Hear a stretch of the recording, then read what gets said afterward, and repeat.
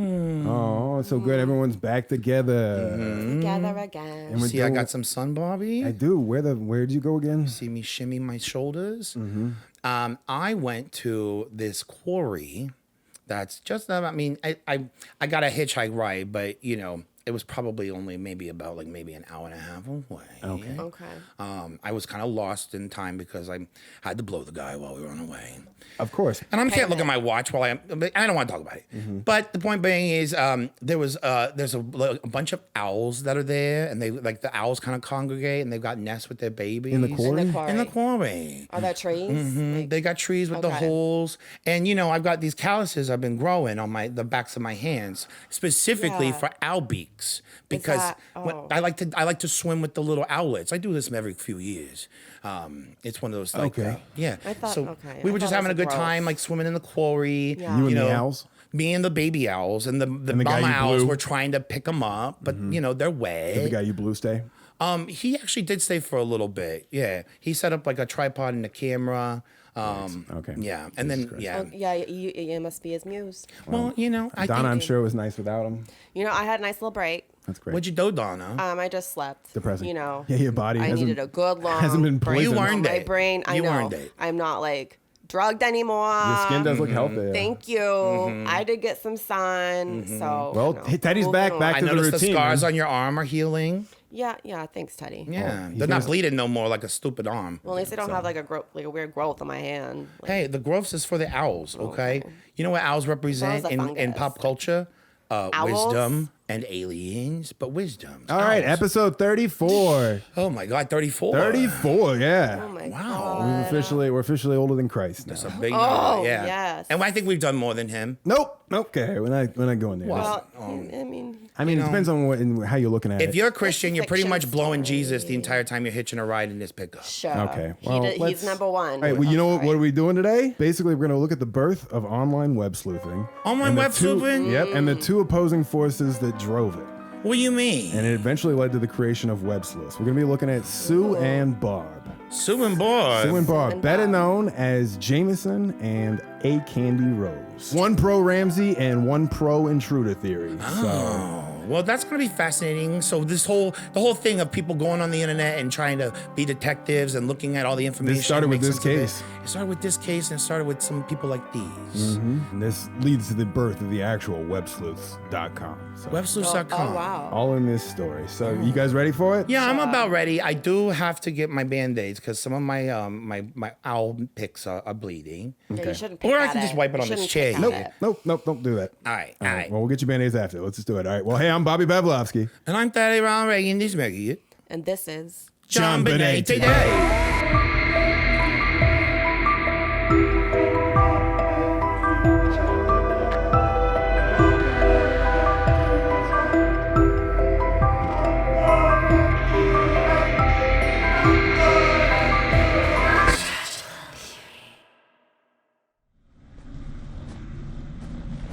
Let me in now, and it can be nice. Make me go now, and I have to come back. Not once, not twice, but as many times as I like. Oh, so it's a comedy. Yeah, it's it's funny. horrifying. That was from the new movie Long Longlegs. Long Legs. Long Legs. Long Balls is not the movie that we just watched. Long Balls is a different movie. Long Balls is a movie you watched on your phone by Yeah. yourself. Yeah. Privately. Hey, I like Filipino porn. There's nothing wrong. Filipinos have sex, To each Yeah, their they own. do. That's great. but this is Long Legs. Let's This not get is- confused, Donna. I know. I thought it was about spiders. It's not. No, I watched it over the weekend. It's a movie. There's no spiders. There's no spiders. No thank No spiders in a movie called Long Legs. I'm surprised. No, No, it's like same. it's almost like a Silence of the Lambs adjacent, where this female FBI agent who seems like she's doing a Jodie Foster impersonation almost. Well, she probably is. I mean, everybody, fantasizes doing Jodie Foster. John Michael Henley, the guy who shot Ronald Reagan. The guy from the Beatles. What was his name? I didn't mean she was McCartney. like fantasizing about that. Hey, you know what? There's no lambs in Silence Silence of the Lambs neither, Bobby. And there's no spiders in Longlegs. Yeah, so if you want to make a movie that's kind of like that, where there's a cop and they're doing stuff and there's killers, Just something call it like something that. random. Something like like The Fox and the Hound too. the Fox and the Hound too. Yeah. The Koala Bear's Taint, you know? Yeah. like that. Something like that. Like Alan Parsons Project. Piggy Feet.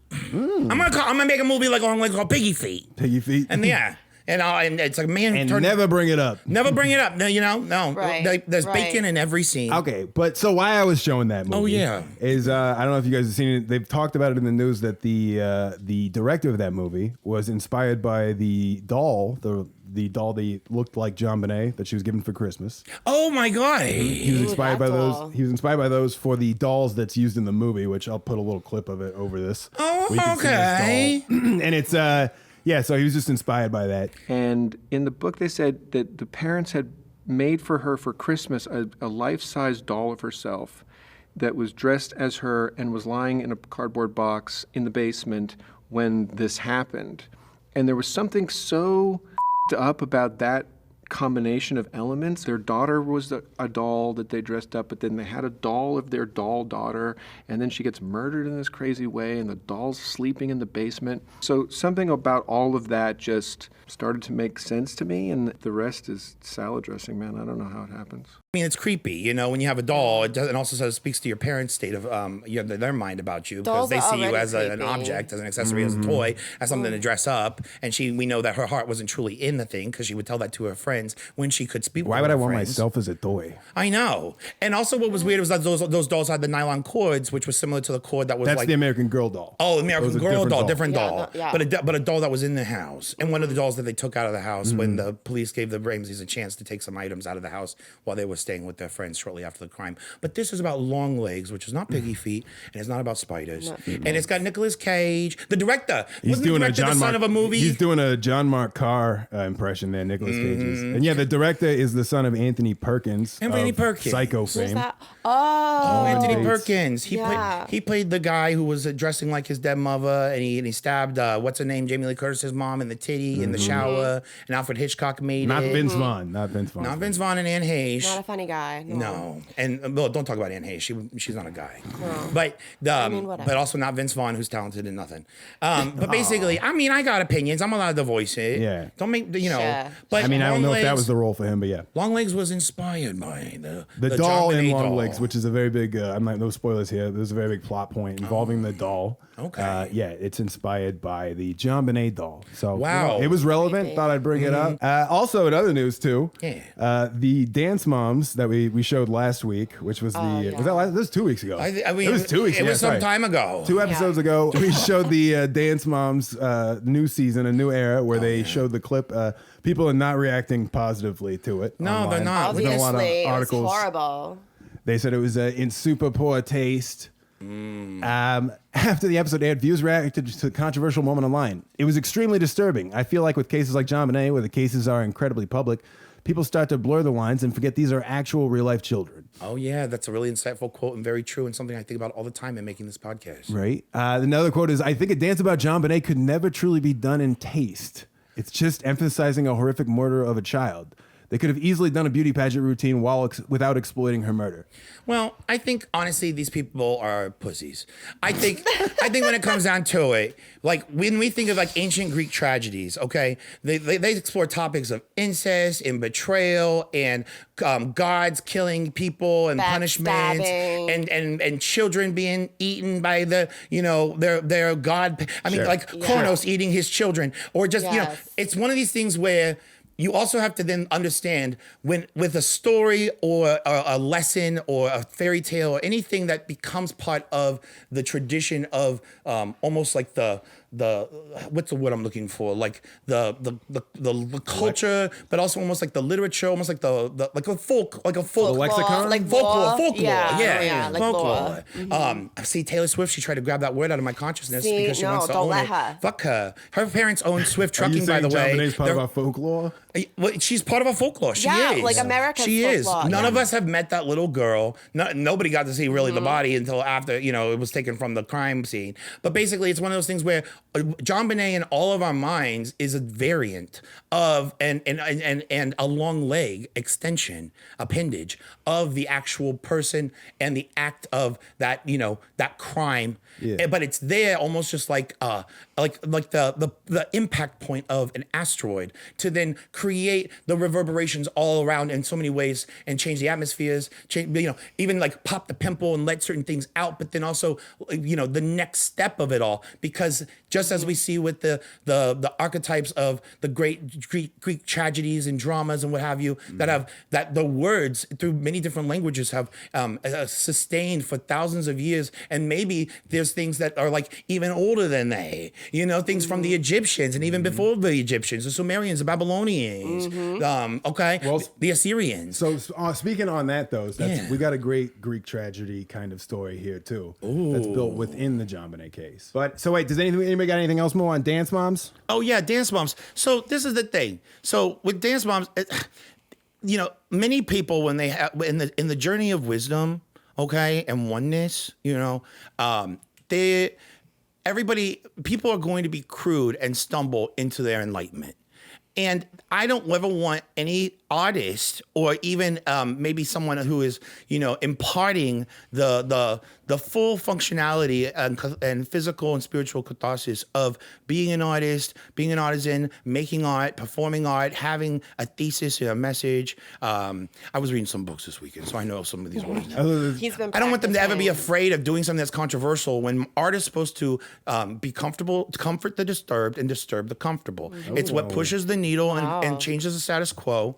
Okay, completely insightful. Absolutely. And JonBenet and this tragedy, that is a tragedy, is in a different, in a rarefied air kind of way, where it is like a pantheon amongst the great sort of cautionary tales amongst, it's just like Hansel and Gretel's or even Boys from the Hood, where it's a Spike Lee movie. There's a little bit of JonBenet Boys of the Hood. It's a little Nutty Professor-ish, okay? It's a little Black 90s cinema. It's that slow motion part where someone's dad or their sister gets shot or run over by an SUV, and then Mark Wahlberg and his black brother. The white teacher was trying to help him. Yeah, it's like fucking Hardball, when what's his name? Little G Baby. I thought it was Chocolate Chunk, but anyway, G Baby. Yeah, I don't know. I was thinking of cookies. Had you read the first draft chocolate of this chip? I like Mrs. Fields. I like to linger at Mrs. Fields and get the mall security called on me. Yeah. I like chocolate chunk cookies. Okay. And watching Hardball. Anyway, the point being, what I'm trying to get to in an academic way, is that there, I think, is a cheap shot to to think you have a higher moral ground than an artist who's actually doing something with their freedom of expression and freedom of speech, and the avalanche rolling down a hill, growing into bigger and bigger way in which art helps us evolve and understand ourselves. And there's so much that taps into our primal reptilian brains and a fear that it goes all the way back to us, meekly peeking around the corner of the cave systems of our ancient civilizations, while other supernatural beings or even like large fucking like water buffaloes was like on the like smelling our scent, and we had to know like how to like why fear existed, what it alerted us to, what it made us do in our terms of like as machines and our mechanisms and our appendages and our neurospinal, nervous systems or something like that. Reel it in, Teddy. Okay, so I know. Yeah, real deep. Yeah.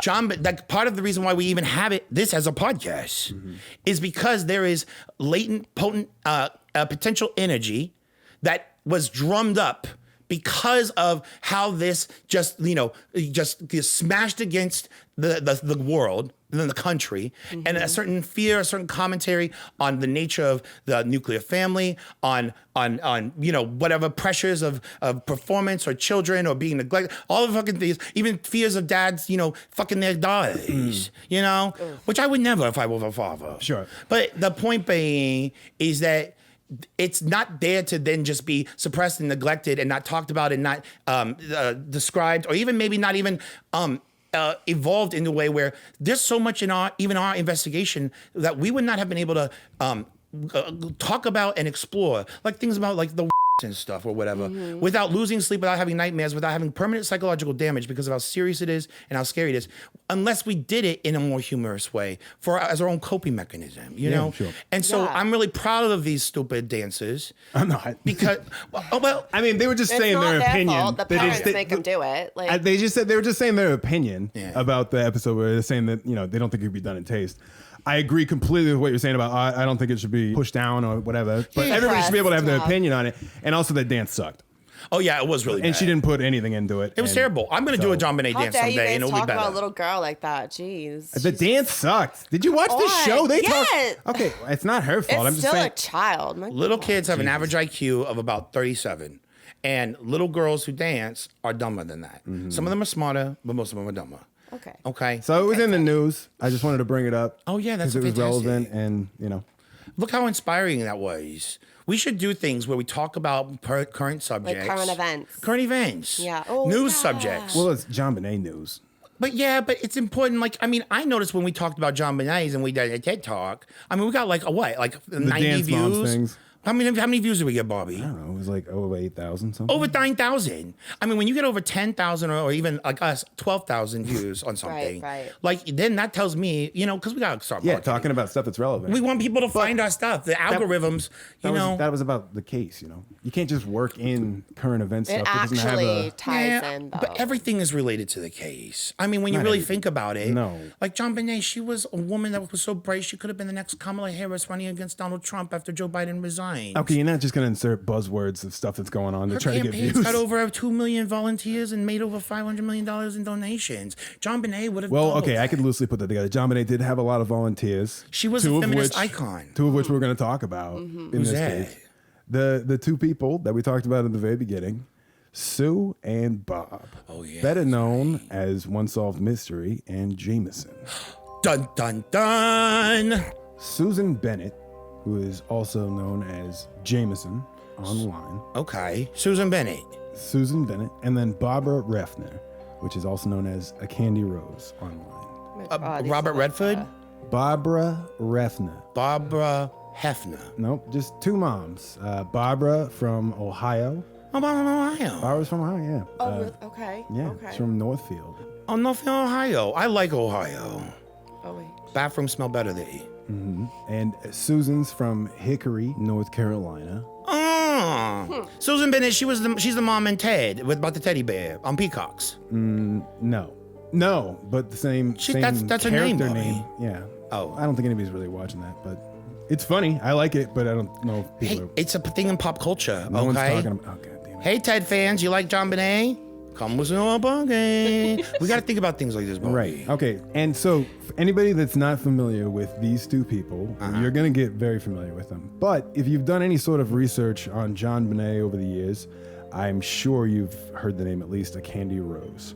Oh, yeah. ACandyRose has the be-all, end-all resource of information website. It's a little dated looking, but again, these two women, we're going to get into their origins. They started in 97. So here's Candy Rose's website. Oh. This is one of the big... That is old. There are a lot of words on there, and those words are in a font that is white against black. I can't really actually see It that. reminds me of MySpace. And her main landing page is actually about a lot of missing children. It's not just JonBenet. This is the subsection. But this one is like a very comprehensive, contains a lot of links and stuff like that. And then we also have Jameson's website. Jameson. It's jameson245.com. Can you turn the screen a little bit? I can't hear It you, looks like an Bobby. obituary. I can't see. Hickory, North Carolina. Oh, okay. There's them mailing That's stuff. Jameson's. So again, these pages were started a long time ago, and people use them as resources still today. Is that a good resource? Because that website looks like terrible. I mean, Yeah, like, I to be think fair it's to like a Candy funeral Rose, home. Candy Rose's ones is a little busy. Oh. That's- Yeah, but that gets me excited. Where I'm like, there's so many things for me to say, so many to read. You know, remember back in the day, like on movies.go.com or comingsoon.net or movietrailers.com, where it was like, oh, everything was just like blocks of words, but like there was stuff there. Whereas the other one doesn't look like there's no stuff none. That's a fair assessment. It does have links and stuff, but Jameson did have a more comprehensive website. But we're gonna get into the drama and history of all that right now. Let's go back to 1997. 1997. It's the new year. Everyone's abuzz about this, pageant girl murder, JonBenet. Kate Winslet's bleaching her asshole in anticipation for the press tour of Titanic. What came out that year? Did she have to 97? bleach her asshole for that? She bleaches her asshole. She didn't even shave her bush. Why would She's she a bleach her redhead, asshole? Bobby. Otherwise, it looks like she's got ketchup between her butt cheeks. He didn't shoot her asshole. But there's a confidence factor. You obviously never bleached your anus before. No. But it's something that Don and I like to do. And you just feel better. You feel tighter. You feel more chemically burned. It feels good. See, I prefer I go waxing. Just take it all. Don't bleach but you it. guys are going to professionals for these services, right? Yeah, there's professionals. Okay, never mind. I don't know. Anyway, Jameson has a website. They both do. They Candy both do. Rose and Jameson. yeah. Candy Rose, again, is they think Ramsey did it, okay? Okay. Right. Overwhelmingly is what it seems like. But their information isn't biased. It's like a very, well thought out, comprehensive source of things, debunking stuff that even it goes against the Ramseys. It's a repository. Sure. Jameson's, I believe, is the same way. I haven't spent a lot of time on it. Jameson, again, was a character that I didn't know that much about until researching this episode. If anyone, longtime listeners remember, Jameson did first get brought up. It was a while ago when we brought up One Solved Mystery the first time. Oh yeah, I think I remember Jameson. We made puns about Jameson. Well, what had happened, just to remind everybody, is that One Solved Mystery had been reaching out to us. He has a YouTube channel, and he'd been suggesting that we take a look at this certain suspect. Oh, that's right. His whole theory was, because I watched his video on it, was that basically the police got the wrong name for the guy. There was two, I forget the guy's names. It was like Robert something. Oh yeah. And what he was doing was, in his video, was doxing an innocent man whose only court cases, because he referenced in his video that he has a criminal past. It was for check fraud. Check fraud. He lives in Indiana, right? So he was just going after him. He wasn't even in Colorado when the shit happened. He lives in Indiana. Right. Yeah. I remember that. Yeah, but there was that's what it was. You're right. And there was two guys in Indiana though. Oh. The one the police cleared, and then he's saying the police didn't check out this guy who has a criminal history. And we cleared check him fraud. except for the check fraud. Right. Actually, play that song real quick.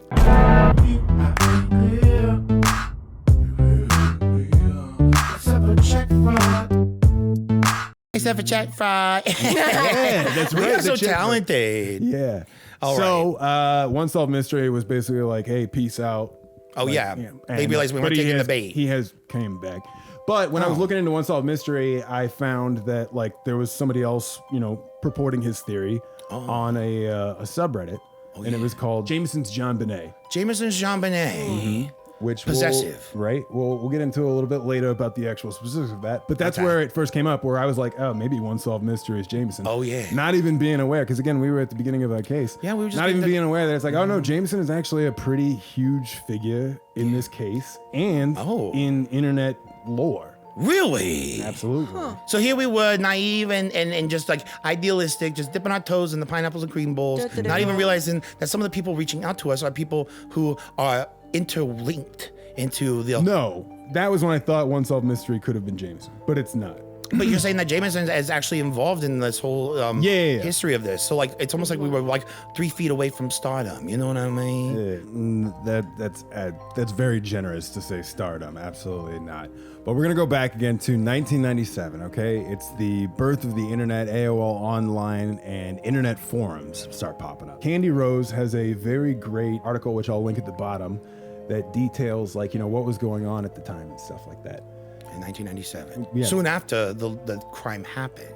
And that's when internet was dial-up. Things took forever. You couldn't be on the house line of the phone at the same time. And also when there wasn't everything was owned by just the same 4 tech companies. It was people made a whole bunch of, there was web pages. I remember going on pages where people taking screenshots from VHSs of Disney movies when they were showing inappropriate things. And it was urban legends. That was Snopes. Snopes had that. Their whole Snopes Disney had it. section was great. Yeah. But these forums at the time though, Candy Rose details that when they first saw Jameson was on the AOL Court TV forums. They also frequented the Geraldo forums. Oh. Right? So it was these little forums. And then finally there was the Bolden News forum. Oh. Which is where they would hash it out. And looking at through all these archive posts, it's great because they recognize, they shorthand it the BNF people, Bolden News Forum people and stuff like that. Okay. So that's where, both Susan and Bob, Jameson and at ACandyRose. first started getting involved with the case and like talking about it and stuff like And that. sleuthing. And sleuthing. Sleuthing on the webs. Yes, it was, again, this is unheard of at this time, but this case, again, following the OJ thing, it was a huge sensation, and people like Unsolved Murder, like, oh wait, we can all talk online. Crowdsourcing the investigation by looking at clues or looking for clues and trying to rule things. Yeah, the And first they had first their- real case. They had their own terminology back then too. It was like their hat or whatever they would call it. Basically, was the name, their name. Oh, back then. So it was like okay. everybody wore this like anonymous like hat kind of thing. It sounds like a trucker handle. You know how they have like the CB radio thing, like, hey, ACandyRose. Like, Exactly. Right? Yes, That's that's what it a sounds great. like. Exactly. ACandyRose here, Jameson here. Uh-huh. So Jameson popped up as one of like the first vocal supporters of the Ramseys. Oh, nice. In this whole sea of internet people who were mainly going like, "Hey, this is suspicious about the Ramseys." Jameson's basically like, no, defending him. And Oh, creating even debates because most people are on one side of an opinion, which is good. That's how you test a theory. And Exactly. And Susan Stein, who, again, the Ramseys were staying with the Steins during this time period in Boulder for like 5 months in 1997. yeah, She would, Patsy detailed it as she would get up every morning and check the internet and like look on these forums and stuff like that just to see what was going on. And Patsy's like horrified that all these people like speaking out like this, and like they don't even like it's just how, again, the internet's new to everybody where they're like, oh my god, the information's super highway. Yeah. All this information spread. can't someone tell them to stop? It's like, no, we can't. It's the internet. Right. You can't Exactly. stop it. Oh, And so Susan is the first one to notice Jameson on there. Oh, look at this vocal supporter. Oh. As time goes on, we get to about February 97. As we get to May of 1997, people seem to be confused on Jameson's identity. It seems to be that Jameson's been playing themselves off as a man. Oh. And there's detailed accounts of them like in an IRC chat, which is like this old chat service people in the 90s would use to like, it's like a little chat room, but privately connected. All right. Well, they still have the logs of Jameson detailing this like horrific abuse, like sexual abuse at the hands of their father. The Ramsey father? No, their own father. Their own father. But it's interesting that you say that because Jameson is known in those early days too to often reference John as dad What? on those forums in a weird. Like maybe- dad said, like dad was not in the house, like just as like almost instead of a pronoun, instead of he or using his real name, just saying dad. Right. Like, okay. It's weird. That's And fucking in strange. defense of these whole accusations of misrepresenting themselves with this whole sexual history, like where they were abused, they basically have said now where it was that they felt pressured by these people to, reveal information about themselves, so they just fed them some BS. When in all the accounts the people have that they were told to, this information was just offered up. They weren't asking for it, and one person even detailed how they had told them that privately that they were abused. And then they're like, you shouldn't tell other people, and then went out and told everybody else in the IRC chat kind of thing. And they have like the logs to back it up where they offered this information up unprompted, but tried to play themselves off as a victim. Yeah. So around this same time though, in May 97, Mr. Donald Foster got interested in the case and was also frequenting on the Boulder News forums. Okay. Donald Foster, we've introduced him before, but in case you don't remember, here is a little refresher.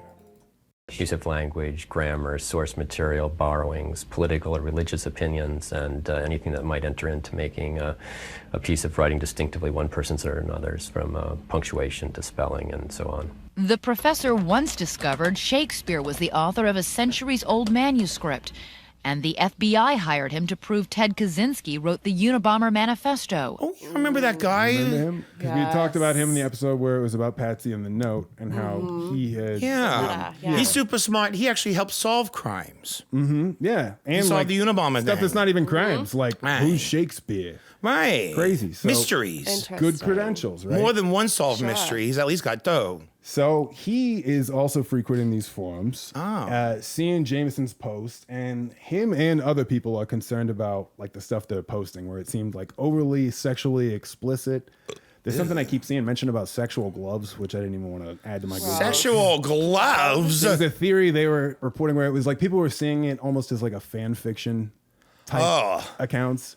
But also Jameson would have inside information that nobody else would have. What? About the case, and Jameson wasn't going to give up their sources, according to that CandyRose thing. Jameson, which was a name that Susan Stein mentioned to Patsy as someone defending the Ramsey family. Online. Within the first year, online in the first years of this web sleuthing thing, also happened to have some kind of an anonymous source inside the whole camp that had information. Meanwhile, they're also not being forthcoming, it appears, about the true identity, and maybe they're just also muddying the waters and writing things that are inappropriate. So, what ends up happening is that Donald Foster wants to basically try to see about this Jameson, where he starts to develop a theory that this Jameson is John Andrew Ramsey. I knew it. Yep. Oh. He's convinced that it's John Andrew Ramsey. The professor from Vassar who went with the FBI and linked the Unabomber's handwriting to the letter. Ted Kaczynski. He and was the found one. Shakespeare. He thinks that John Andrew Ramsey might be Jameson. And so basically he tries to set up a call with Jameson, and he does get to talk to Jameson, and he is, I guess, very surprised, according to the Death of Innocence book, when, a female voice is the one that answers the phone. He still he's not fully convinced. He thinks this is just like a friend of the family, maybe just pretending to be. Oh yeah, maybe. Plus her name's Susan Bennett, so it's like JonBenet Ramsey. Oh my God. So they think it's a thing. And even John says when he was first told about Jameson, he thought it was his cousin Susie. So they're like distantly related. But that's with a Z. Okay. Almost he like says cousin Susie with Okay. a Z. with a Z. That's hilarious. Just like us with Benfa buddies with a Z. But also like if you pick like, oh, maybe it's my cousin Susie. Maybe like he almost like has that as a way where it's like you can convince a family member to help you participate in, like, you know what I mean, a cover up if you get desperate. If ultimately Susie needs to take the fall for it, she will. Versus like a random stranger at a Starbucks when you need toilet paper and they don't got none and you want to use the hem of their dress. All right. That doesn't go over well, but you know. But intriguing. Bob. Donald Foster also, because the Ramsey's note in their book, early on writes a note to Patsy saying that he believes that she's innocent, kind of thing. And he's trying to let them be involved in the case. Ooh. So whether or not it's a thing where he's just trying to get in or not, because then it's the Ramseys find out that he went to the police after they didn't respond and kind of made the same kind of offer, but left out basically that he thought Patsy was innocent. Oh, I see. He was using that to just try to kind of machinate for them to trust him, so he could get the access to all the materials, and then, you know. Well, it was actually more of a mistake that he made early on, but we'll talk about his mea culpa for that. But while he's still looking into this, he's trying to get a book going. He writes to his publisher in regards to his Jameson theory.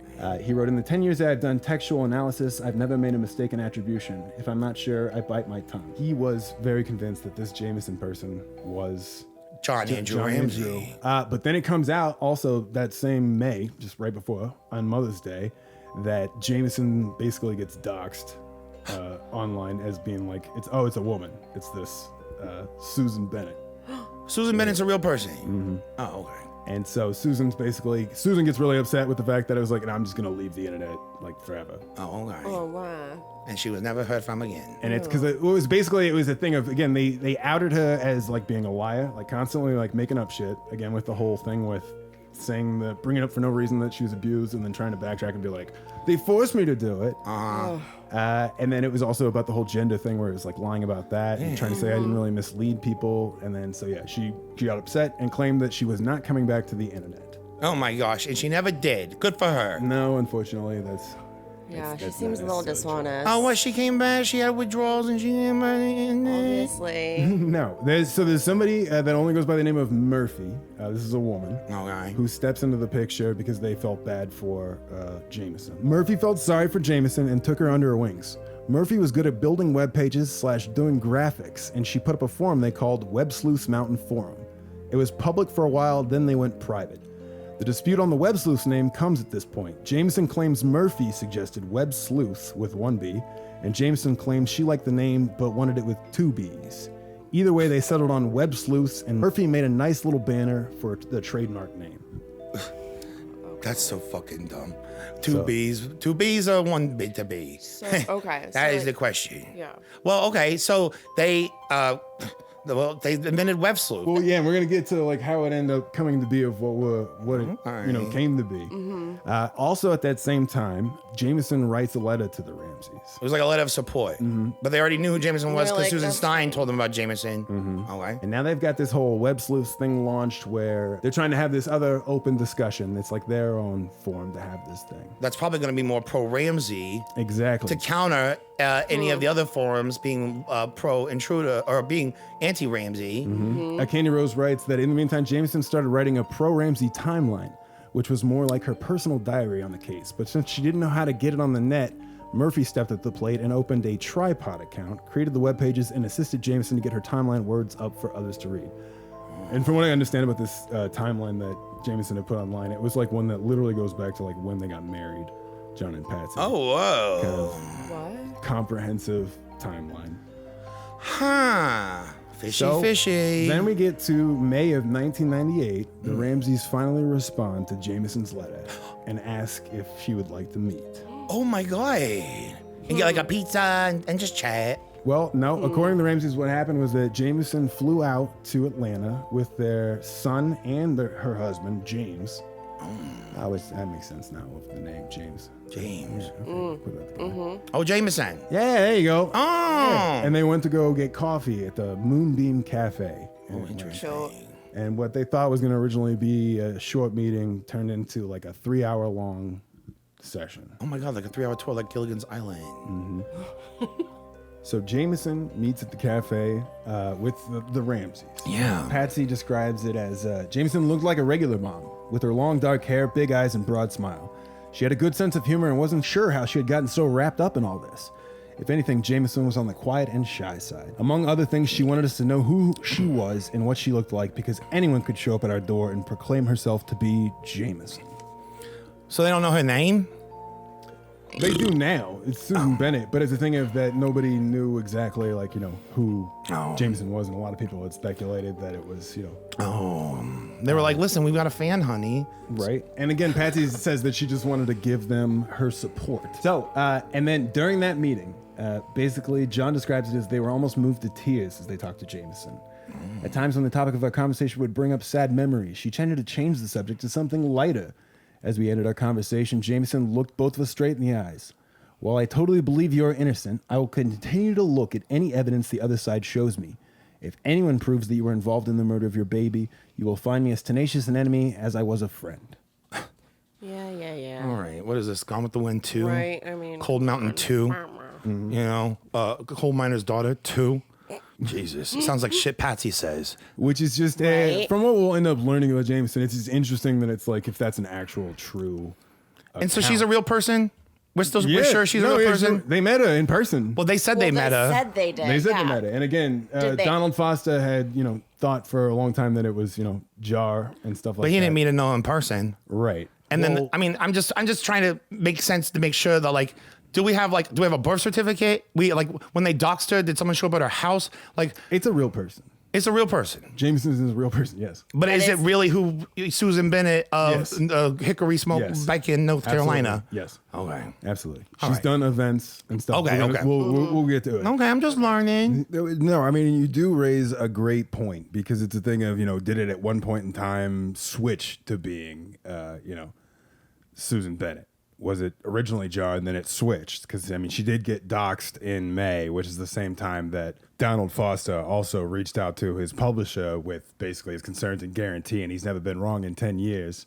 Jameson has conveniently claimed that they didn't get a hold of that publisher's email until much later, which, again, it's how did you get a hold of it? But it is a good point, but for the purposes of this, we're going to go on with who Susan Bennett is going forward. Oh, Okay. like a little owl, I'm ready to swim and be held underwater so I can learn how to flap my wings for survival. Right. Yeah. Just like your vacation. So I'm trying to be also popular. during this time, okay, because we're in 1998 now. This is when they're ramping up the whole getting prepared for the grand jury that's going to take place in September, October-ish. Oh, yeah. So Jameson finds out about the facts we were just talking about that Donald Foster sent to his publisher back in like June of 97. Okay. And Jameson saw that as like, oh my God, this guy really thought I did it.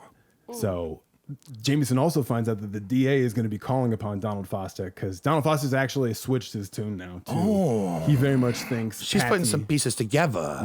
and Donald Foster thinks Patsy wrote the note. Yeah. For sure now at this I mean, point. it's his specialty. He works at Vassar College and solves fucking Unabomber things because of he knows how. He's an expert. He knows how people write. And also, Patsy's, I don't need to even have his credentials to actually take the time and cogently think, after maybe I jerk off a couple times and eat some spaghettis. Well, he describes it in a book that he wrote that it was perhaps inevitable that I should make a mistake, and I did. In June 1997, 7 months before I was retained by the Boulder Police Department, before any case documents were available to me, I privately speculated with other observers concerning the Ramsey's homicide and actually took an uninvited and, as I would learn, unwelcome initiative to assist John and Patsy Ramsey by private letter. At the time, I knew virtually nothing about true crime forums and online chat rooms, but was directed by others to the despicable activity on the internet by Jameson, an individual whose months-long obsession with the details of the killing of JonBenet, ascribed by Jameson to a Colorado University friend of the older Ramsey boy, was too vile in its voyeuristic description to be a prank, too well-informed to be madness, and too full of seeming relevance to be ignored. Wait a minute. So Jameson was trying to say that one of John Andrews' friends may have done it? Yeah, it seemed to be one of their earlier theories that they've continuously adapted over the years. But that's why he looked into it and probably then zeroed in on John Andrew. Oh, yeah. As being the one who did the account. Yeah. Because again, even after he had originally talked to Susan, he thought it was maybe just like somebody being a friend of his and then letting John Andrew use her computer to make these posts. I mean, there was no social medias, profiles. You could only find them like in the yellow book. You know what I mean? Like and you could only mail them like postage things and then start to send them emails. But like people need to know in this day and age, at this point in this century, where like you couldn't just find like pictures and all this stuff of all these people anywhere in the world. Like we were so on our separate islands, just starting to get connected by the internet. So all I could do was like hear in a phone call, and it's not like the reception's amazing.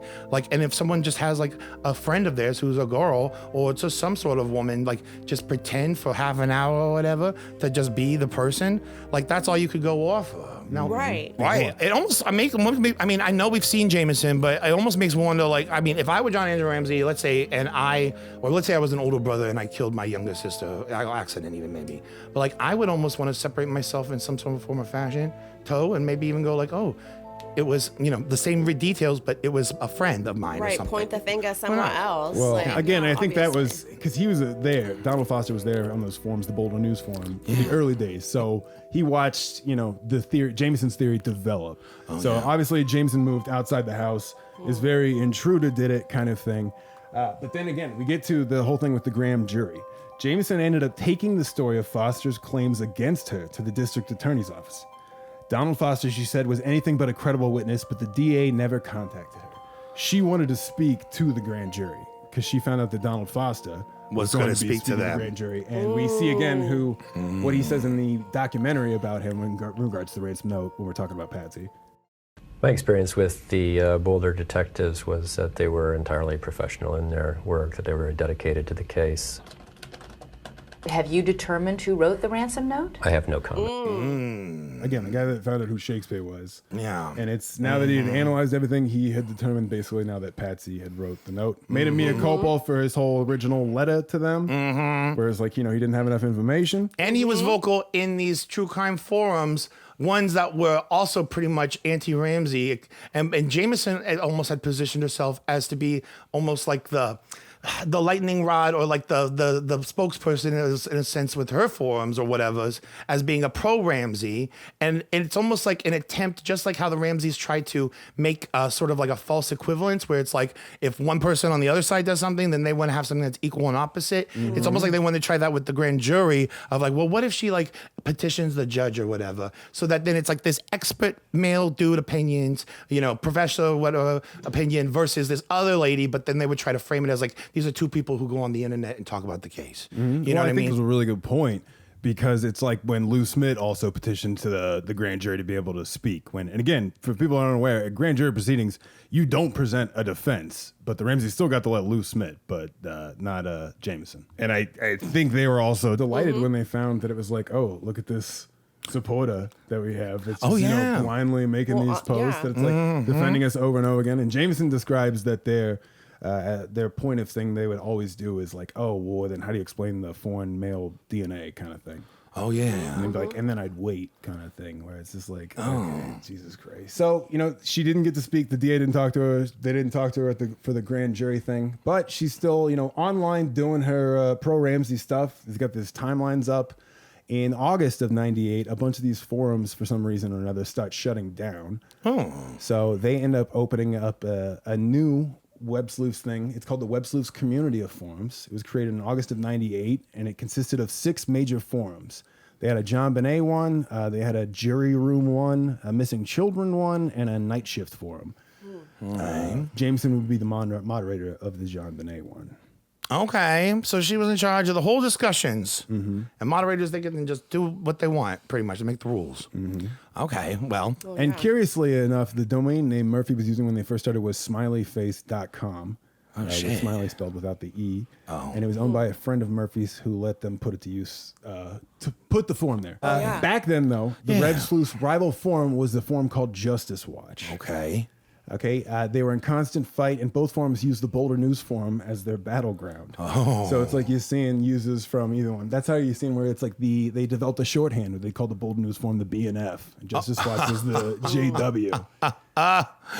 They're so creative. So basically what ended up happening was there was this whole drama, and what ended up happening was this Justice Watch people ended up posting Susan Bennett's full name on the Justice Watch forum, and they almost got banned. Shit! The whole entire server. Yeah, because you're not really supposed to be like doxing people. Like no, it's uncouth.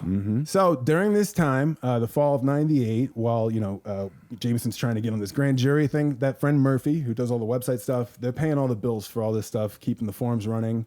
And at this time, Jameson is also trying to work with Michael Tracy out in Boulder to do what they think is hopefully going to be a documentary.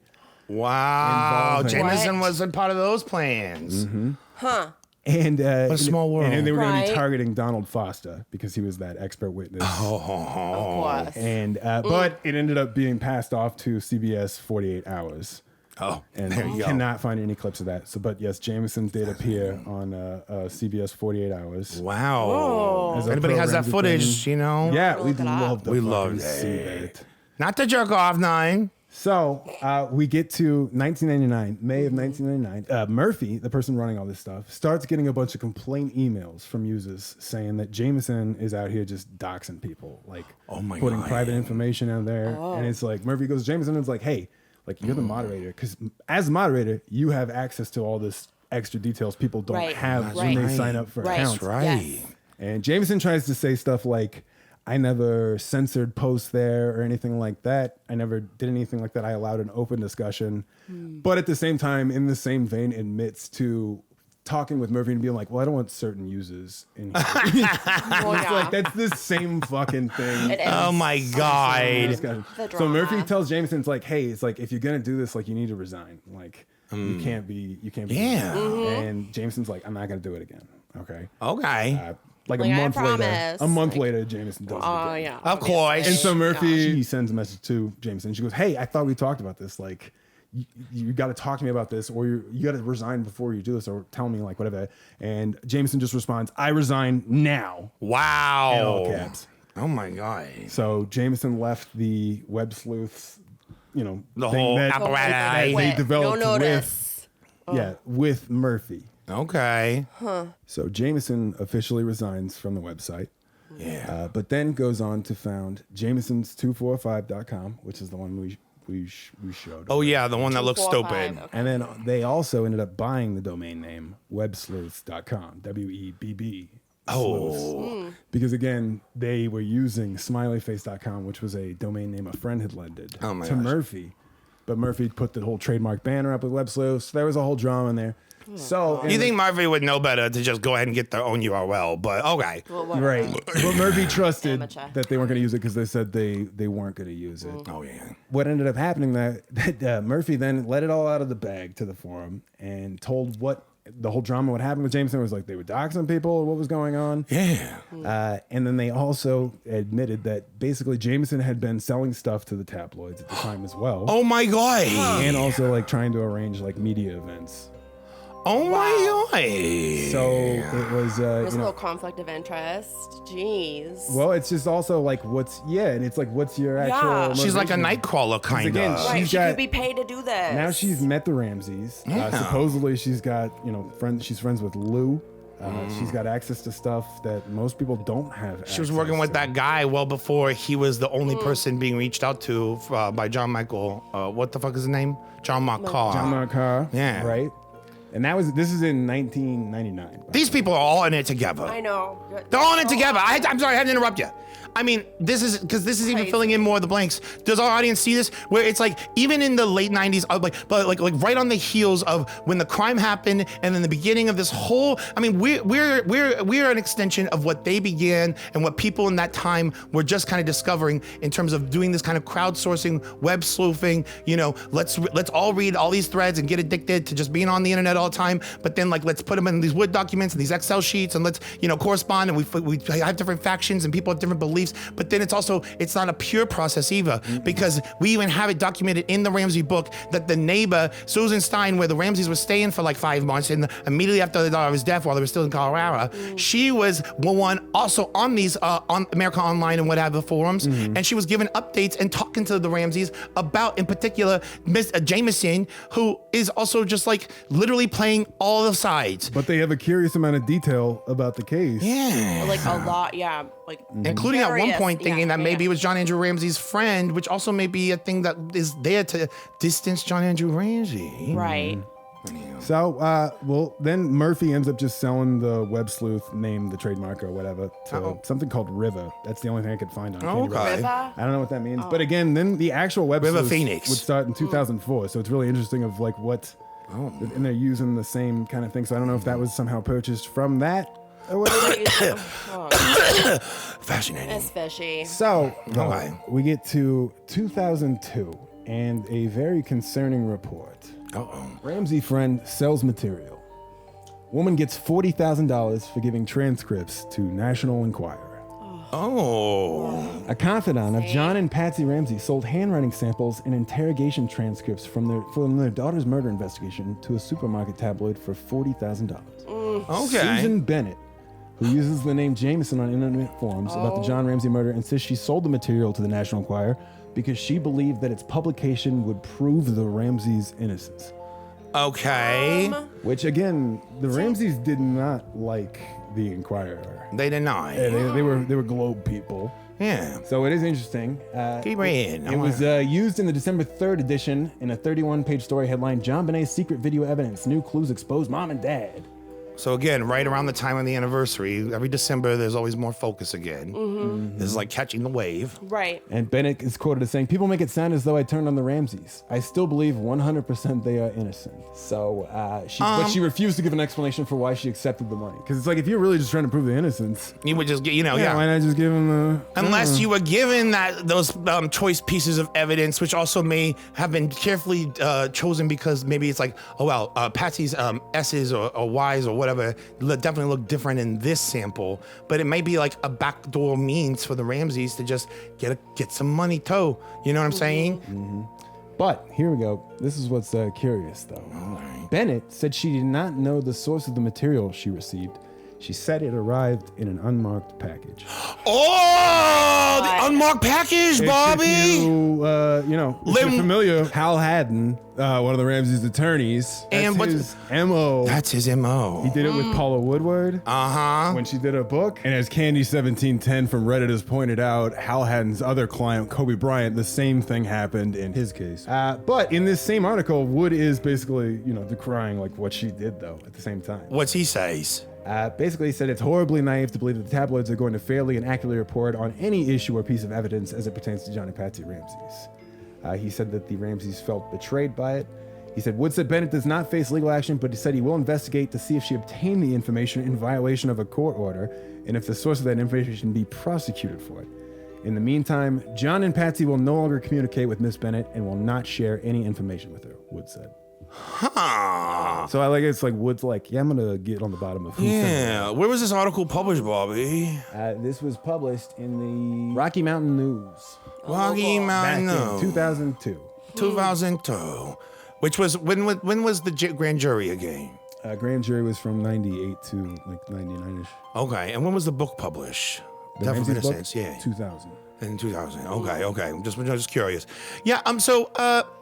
Every time we see Linwood quoted in an article with anything, we know that Linwood was probably the connection that got that story published, right? Mm-hmm. Like we saw that with other things, including even John Mark Carr, especially. Mm-hmm. And so then it's really curious with that whole unmarked envelope being receiving that, the fact that they're not they're going to go after people just talking about the case and maybe insinuating that one of them is the culprit, but they're not going to go after the person who somehow was able to profit off of selling to the press their own private personal affects that have their handwriting, and also that person who did that is on the record saying, I don't actually think that they did it, but then you have Linwood who's also going, we're not going to sue her, but also don't believe how the tabloids spin it in a way to almost make it look like he's not for it, but then also where the tabloids are probably going to spin it a little bit more like, see, they're guilty or whatever. You know what I mean? Right. It's almost there, but it's out there for the people to be like, but that doesn't. I think she was an ally that they're like, we really are cutting you off, but like. Here's a little parting package. But there has to be a reason of why she got it, that information and what, like, the transcripts. Yeah. Because But on the Reddit forum for Jameson, somebody did bring it up where it's like, I don't know why she gave it to him, kind of thing.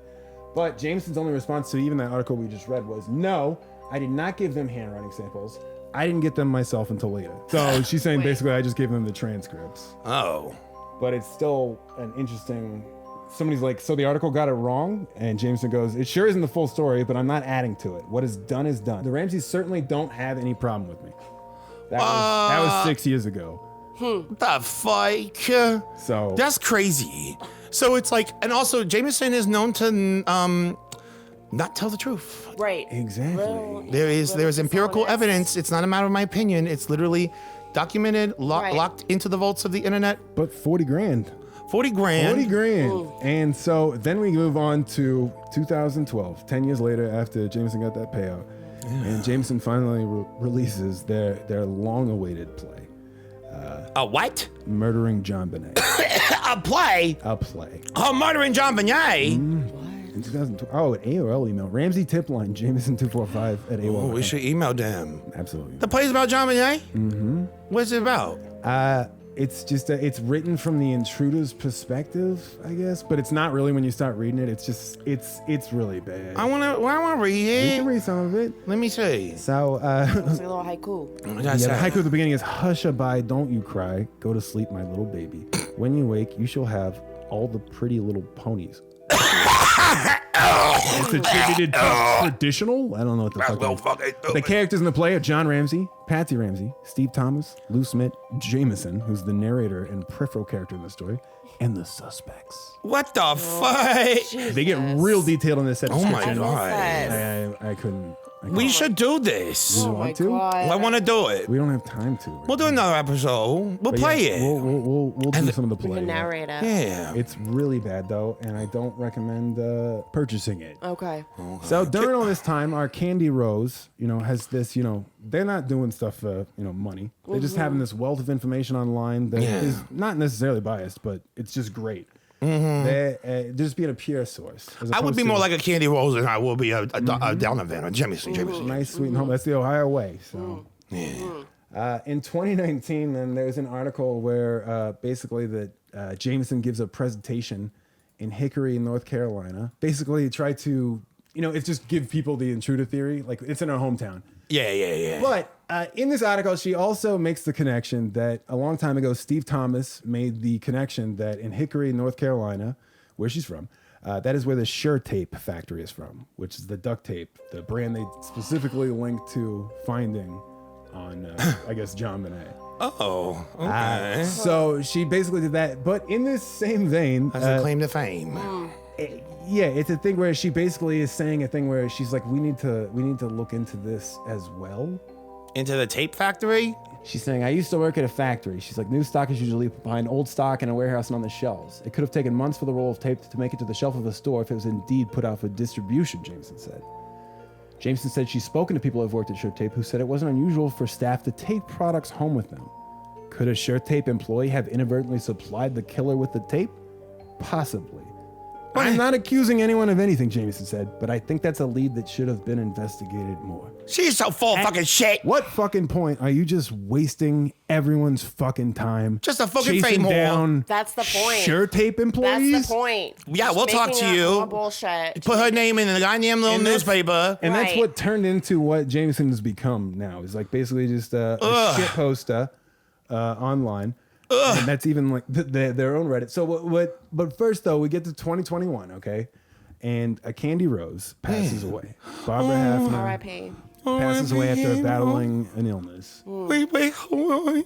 Hold on. Let's have a moment. Shut up, Donna, you idiot. I can't say you, Donna.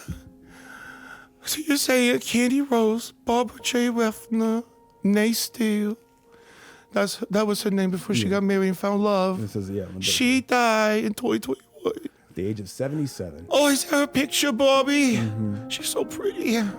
And somebody where it's like there was an outcry on like all these forums of people being like, oh, R.I.P. Like ACandyRose, like, Rest in power. you know, you weren't a biased source. You weren't, you know, Yeah. making 40 grand off a bunch of stuff. You just had a website that was just a comprehensive thing. And it wasn't just about JonBenet. It was about other missing She children was as well. just trying to keep it real. Like, come on. She was a real one. Yeah. She died. Yeah. Was she eaten by a bear? No. No, Oh, how she had an died? illness. I don't know how she She had an died. illness. Like cancer. She just had an illness. had an I think it was like a illness. liver or something. I don't want to missay it, but you know, she was sick. It wasn't suspicious deaths or anything like that. Yeah. But meanwhile, you know, we got Jameson, who is now making all these crazy accusations about Sure Tape employees. And then I found, remember a few episodes or a while ago, we found Jameson's subreddit, basically a whole thing where they had said that they created the Reddit because their intruder theory thing wasn't accepted as well on other forums. Oh, Where it's yeah. now again, you've created another space to have your own echo chamber for like the third fucking time. For years. For years now, over and over again. And then you're reposting stuff like unsolved mystery stuff that he sent to us and saying this is a viable thing. We should look into this. This guy whose only crime was check fraud and sharing the same name as a previously cleared suspect. We need to look into this. We need to look into Sure Tape employees. Yeah. And Over all the way to North Carolina. and it's a thing of at what point are you going to go back on the thing that you said to the Ramseys where it's like, you know, if I find stuff that's like, did you actually ever mean that? I know. I'll go after you. Like you'll find me just as much an enemy as you would a friend. Kind of like I mean, I think there's good enough reason just based off of her behavior and the you know the records of her past history with this entire case, where no one can really truly believe anything she says because it's always conveniently still coddled and nothing that like is inflammatory against the Ramseys. but she has knowledge, even from the beginning. She had some knowledge, and we don't ever know where that really was. Like, full how from. did she get so much? It wasn't a bunch of packages at the beginning. No, and it's But the Ramsey saw you as a patsy, or not a patsy, but like, you know, somebody they could just, you know, like, oh, look at this person doing this for free. Yeah. Every post. and also in the way that like let's say there's a person in Atlanta and there's a person in Colorado, there's a person in North Carolina. When they're getting the news traditionally in the last centuries and so, they would get from newspapers of their own areas. They weren't getting each other's newspapers. They weren't getting they weren't being able to read like and then corroborate or whatever. But what we see, and what our podcast, I think we should actually recognize, we see that pattern of Lynn Wood providing unmarked envelopes of evidence conveniently to people at certain periods of time, you know? Hal hadn't, but yes. And we could even insert a clip if you want of us like other moments where we did it, but we don't need to necessarily. But there is now, we recognize that also extends to this person who it was in the arena of the true crime discussions in their nascent first form, you know, with actual public internet. And like where you know, and many of our listeners probably also remember those days or days similar. And there's other forums, like remember Above Top Secret, which was about all like the secret things, like aliens and stuff. Remember that, where it was like, oh, like secret stuff. And then there's like you know, there were even like what is it, 4chan, you know, they have like threads, and Reddit's also now Reddit's also like now the corporate like controlled main discussion place rather than all these other little places with different Websleuths is still around. The actual Websleuths for discussion. Because we also, again, talked about how they were recently partnered up with Othram now. Oh yeah, but then it's like it speaks to like, well, what is it just like a honeypot or just like controlled opposition? You know what I mean? Like Websleuths partnering with Othram for a fucking crime con, tech crime, whatever the fuck thing. When we know all the more about those connections and shit, because the guy who founded that, was the ghostwriter for fucking Glenn Beck. Like keeping an eye on the narrative, I think, more than controlling it. It's kind of like what the FBI does, the Fast and the Furious scandal. Where it's like we're supplying guns to all these terrorist groups and gangs because we want to be able to keep an eye on them. We know what they got. We know who they're like. It's a thing of keeping tabs on them. Yeah. Same with these things, these forms. But with that 40 grand thing with the National Enquirer, when she got that package, did they intend for her to use it that way? Was it a thing of maybe she just used the free little gift you got wrong?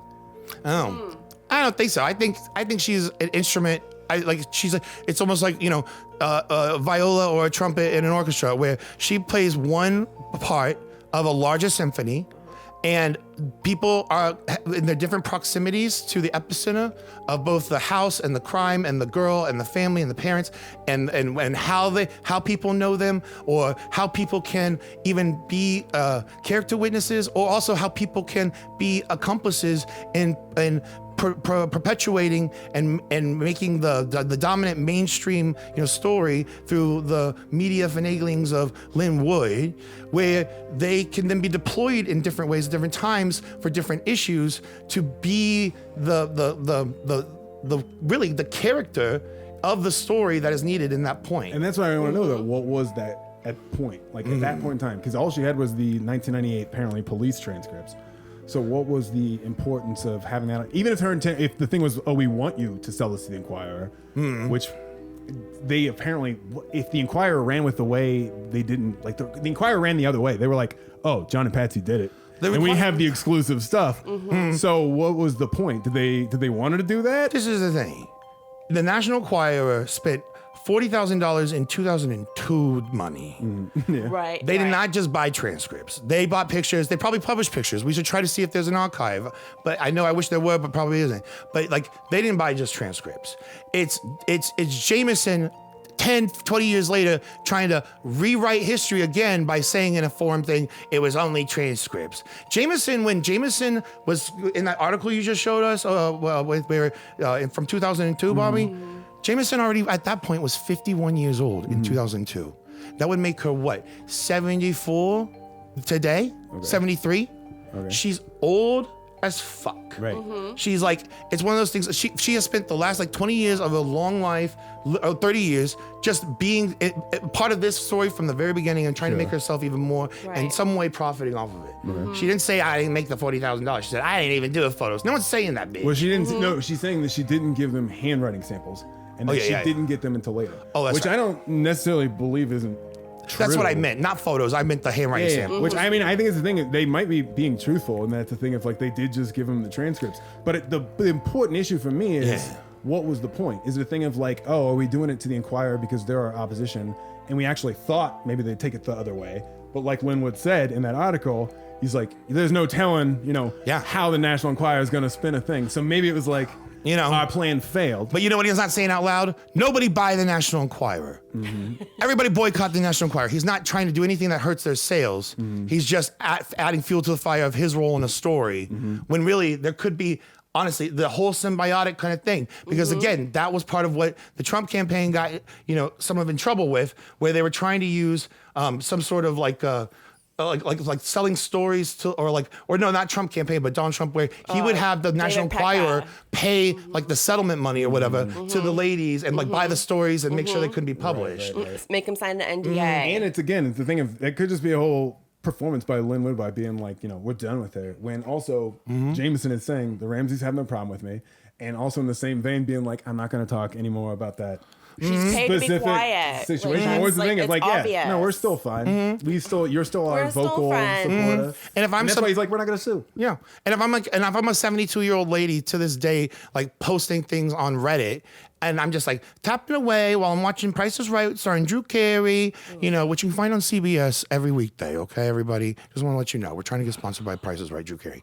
But basically, like, she thinks she's being so clever and so sassy. You know what I mean? She's not a fucking hacker from Angelina Jolie's. You know, she is a fucking old person who is like, when they don't realize that when they write down all their thoughts, they're used to just delivering them to people. And then they think like, oh, if I get loud and shake my, tail feathers, I'm gonna win, and a thing of dominance. That's how bullies are made. But like, she's not of the generation that is aware of how what you just type and then you just go like, I sure showed them, or like you think you did a good job. That then we're reading it, we can interpret it in a different way that's more shrewd and is more like someone that maybe is a vastly educated professor, where it's like, oh, I can see that the clause in this sentence, or like the subject and the verb modifier, blah blah. Like I can cross-reference all the fucking shit. It's like I have an invisible red pen, and we can then see what you're not saying or what you're obfuscating, but also. And she sat on for a year, by the way. I didn't say this earlier. Donald Foster, when he was accusing her. Yeah. And she found out that she was officially being accused by him.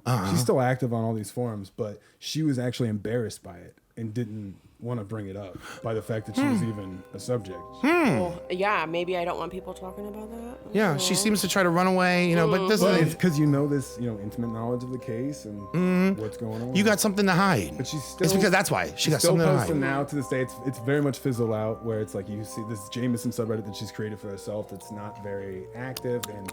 Yeah. No, it's like and most people don't even know who she actually is, kind of thing. But to this day, the points and counterpoints and different conspiracy theories, and even at times when people were like, well, I know a lot of people got a lot of ideas, or like, oh, it'll never be solved or whatever.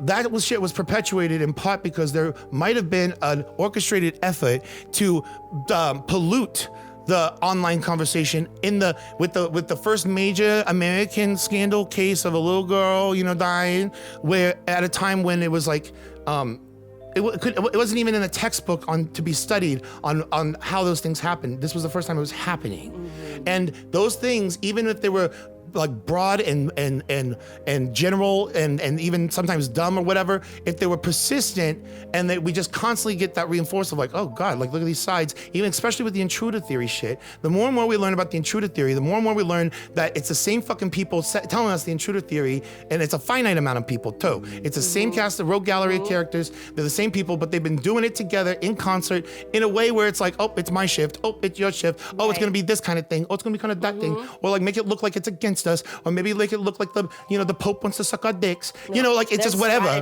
There's strategy. That's what they're all paying for. Right. And Lynn Wood, by the way, I saw this while I was researching this too, when they mentioned Jameson in a court transcript. In that same court transcript, Lynn Wood basically admonishes the other lawyer and talks down on him and is like, I've made more money basically in my entire life than I've made with this case. Oh my God. Brags about the fact of how much money he's made from this case. Wow. And the other lawyer's like, well, that's just because you're not getting it from the Ramsey, you're getting it from their insurance companies. Oh. So, but Lynn Wood's getting crazy. He got money. paid. Yeah.